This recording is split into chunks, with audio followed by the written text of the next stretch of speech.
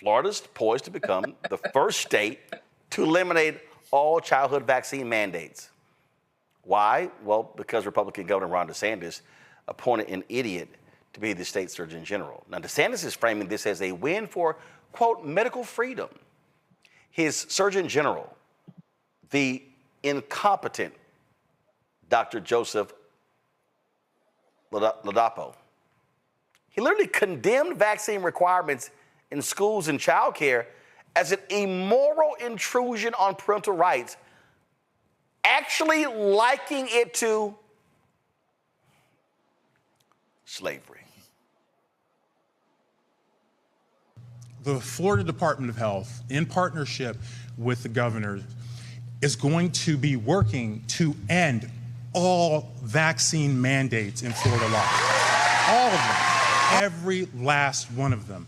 Every last one of them is wrong and drips with disdain and slavery.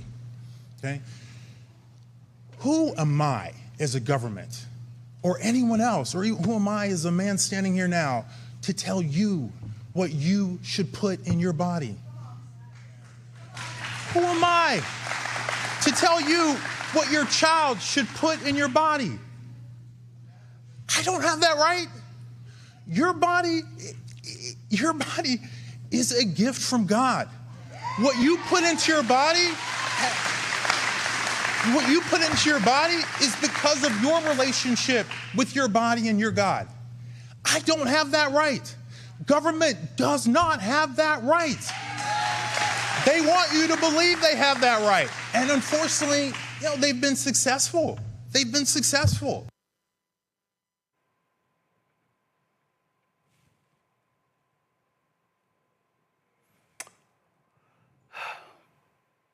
Rebecca, I've never served in the military, but if I'm correct, the military mandates vaccines for soldiers.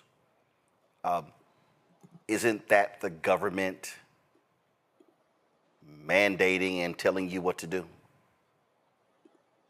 Roland, respectfully, this is why people like Yvette Carnell has the positions that she has the positions on. Because we literally have someone who people, and especially those conservatives in that state under DeSantis, would view as, look at this black man. When in reality, even his family story, I believe he is recently from Nigeria. He's now placed in a position of power, and he's doing harm to many black folks in Florida by backing this BS that we're seeing from these crazy folks who are trying to pass laws and do things in the name of white supremacy.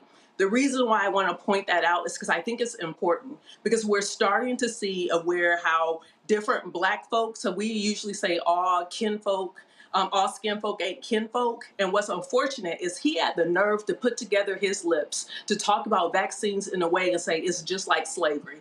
And the slavery that my ancestors are descendants of and had dealt with. Like, I would never say anything like that because it's ahistorical. It's not even correct. But to even put together my lips to say something like that, to push this authoritarian regime that we're seeing that's happening in Florida, like it's diabolical, and intentionally putting someone who is black race, who has brown skin, and to have them propagating their particular agenda, it's hateful. And that's something that I think we're going to have to start to explore more and understand what's happening and how black faces can also be used to propagate white supremacy in this country.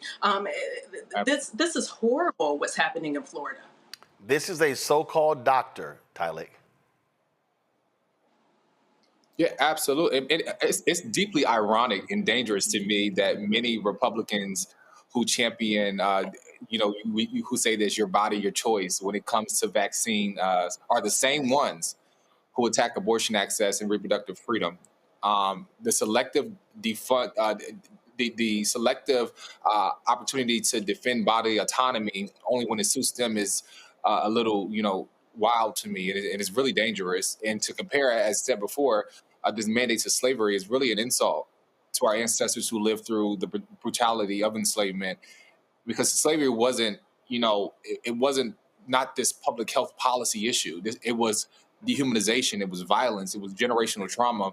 And to use this Black face to talk about this is dangerous, and it minimizes the Black suffering and really distorts our history, which they try to revamp every single day. But it's really wild to me that they want to talk about body autonomy, while on the same end, the same ones who are heavy on the attack of abortion access. So, folks, when kids in Florida start dying, blame DeSantis and blame this idiot. Hello, I'm Isaac Hayes III, founder and CEO of Fanbase, and I'm here with a very important message.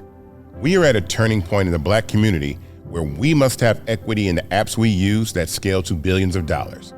But this time, we own the infrastructure, we own the culture, and we shape the future. And Fanbase is the future. Fanbase combines the free functionality of Instagram, TikTok, and YouTube into an all-in-one platform built for the evolution of social media and monetization. With over 1.4 million users, that's real proof that we are shifting the conversation of tech ownership and equity for creators. So right now, I want you to go to startengine.com/fanbase and invest today. The minimum to invest is $399. That gets you 60 shares of stock in Fanbase at $665 a share. This marks a turning point in Black ownership of social media. If we don't take this opportunity to own social media right now, we will always be customers to our own creations. And that can't go on. So once again, go to startengine.com/fanbase and invest today. We must own the platforms where our voices live, our stories matter, and where our culture drives the world. Thank you.